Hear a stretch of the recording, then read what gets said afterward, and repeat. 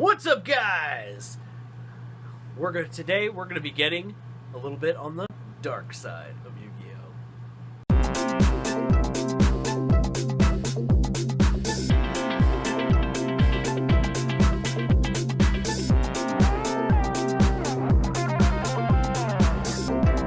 Alright guys, so today I'm going to be giving you guys an Evilswarm deck profile.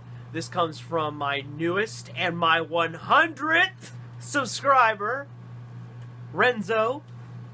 I'm just going to leave that one there. I'm just going to call you Renzo, because the rest of it's a little bit hard for me to pronounce, I'll admit that. But as the 100th subscriber, you requested this deck, and I felt since you're the 100th subscriber, let's deliver. So today, guys, that's what you're getting. If you'll stick around when we get to the deck profile, I do have a little bit more to say on the subject, so let's watch those replays, stick around till after the deck profile, and we will, you know, we're gonna freak out over our 100 subscribers. So come back after that.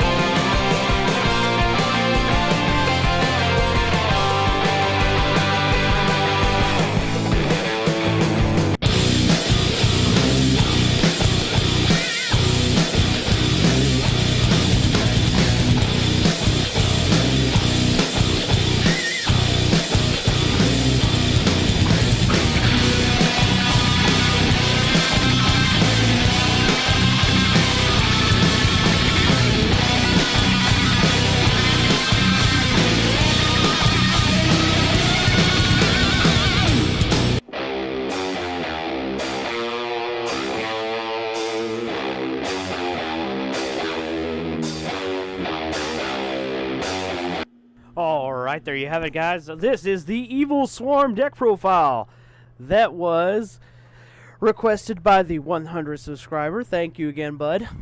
The whole point of this, what he told me is he said a budget version of the deck, so I basically avoided any card that seemed like it was a horrible amount of money outside of Ophion, because I'm not exactly sure what Ophion's price is, but I don't think you can play Evilswarm without it, so...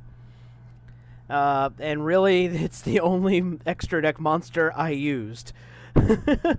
I'm about convinced that Ophion is about all you need, and the Evilswarm deck actually isn't as, I want to say, as dead as initially thought. I think I was able to stop all sorts of craziness. Like, I stopped Cyber Dragons that still need to go up there. I actually, if I had gone first, there's a duel you didn't see because I got frustrated and didn't save the replay. I was up against a Mech Knight player, and he couldn't get on the board because of Ophion. And then you saw all that sorts of that craziness. Dark Magician couldn't get on the board. Blue Eyes couldn't get on the board, etc. The Monarch player couldn't get on the board because of all the negation I had. So the deck actually is really decent. And the only hand trap we're playing is Effect Veiler. So there is that. Piece of advice, because I had not played... this is actually the first time I really ever played Evilswarm myself. I don't normally play decks like Evilswarm, but it was requested, so I got to try it out, and I did have a friend of mine at my locals before it closed. She used to play this deck religiously, so I just basically remembered the plays she used to make, and that's where I took and built the deck, and I made the most budget version I could make, so here it is. The Link monster, they have their own Link monster, which is really cool. He didn't really come into all that use. Like I said, Ophion was kind of the star player here. It didn't even take me long to get the replays because I only played like 10 duels, you know, to get the deck figured out and all that stuff. I have noticed one thing though. You want to go first. If you don't get to go first, you don't get to set up your plays, and that's gonna hurt you in most games. So just FYI, if you're up against the meta deck, if you don't go first, you're probably not gonna win. But if you do get to go first, you're in a really good position. The bottom row is just cards I thought about playing in here, you know, because I just, you know, I remembered that my friend used to play him, but I decided to go with just the core stuff. I know these two cards are cheap here. I don't know about Caster, and I don't know about Kirikian. I don't know how you pronounce that, but I don't know how these ones are. I don't think the Thunderbird is worth a whole lot. Effect Veiler and Rescue Rabbit both come as common. Eater of Millions is a common. Allure of Darkness comes as common. They got tons of reprints. Regeki and Soul Charge might be the most expensive ones, but they also have common/rare reprints. So this deck shouldn't cost you an arm and a leg to build. And the extra deck, like I said, the only thing I really used was Ophion. So the only two monsters that are absolutely necessary in this deck are these two guys right here. Ophion and Origin. Steel Swarm Origin and Evilswarm Ophion. These are the only two cards that are absolutely necessary, and you'll need at least 2 Ophion, but the rest of it, you can pretty much build whatever you want. I just had the one Troy Mare Mermaid because it was cheap, and it's an out to, if they Ibly you, it's a way you could just go, okay, well, screw your Ibly, and I'm just going to summon the Mermaid. It's not great play, but it's a play to get you out from underneath an Ibly, and then you can, of course, go for your real play, which is Ophion. So, other than that, you might actually want these 4, but that never came up. Just well, I hope you guys enjoyed that replay. That was Evilswarms. Wow, that was just crazy that deck worked out as well as it did. I'm actually a little bit shocked, to be honest with you. I kind of felt like Evilswarms was kind of a dead deck, and I'm actually kind of glad to be proven wrong, because I've always kind of viewed myself as the rogue player, you know what I mean? The guy who was like, I'm going to play the deck that nobody's going to see coming, and everyone thinks is stupid, and then I'm going to win. Now, granted, I don't have that level of skill or budget, but, you know, to win the game that way. But it's good to know there is something out there that can still do some damage. So Renzo, that was for you, bud. You got me to the big 100 mark, guys. I cannot thank you enough for that, because to be honest with you guys, I'm even shocked that, you know, I would have been shocked even if 50 of you watch, you know what I mean? It still shocks me that any of you watch my content, because I view myself as this goofy guy, you know what I mean? I'm just a goofy guy on the internet playing a card game for somebody that is clearly not meant for my age demographic. So just thank you. That's all I can say. Just thank you. My subscribers, you guys are the best. I cannot thank you enough. I'm hoping to get to, you know, to the big leagues along there with, like, you know, Team APS and House of Champs and Cap G and, you know, Asian Eyes, all of them. You know, I hope someday, maybe if I'm lucky, I'll get there. But so thank you guys. I do have some goals in mind, though. Some goals in mind for the next video that or the next milestones we reach. So for the 500 subscriber milestone, that's going to be up to you guys purely. So whatever deck profile you want to see, you want me to do a Yu-Gi-Oh skit, and use some my weird camera tricks like I do to turn into Yu-Gi-Oh monsters or something, you guys let me know. That video, that milestone is for you guys to decide completely.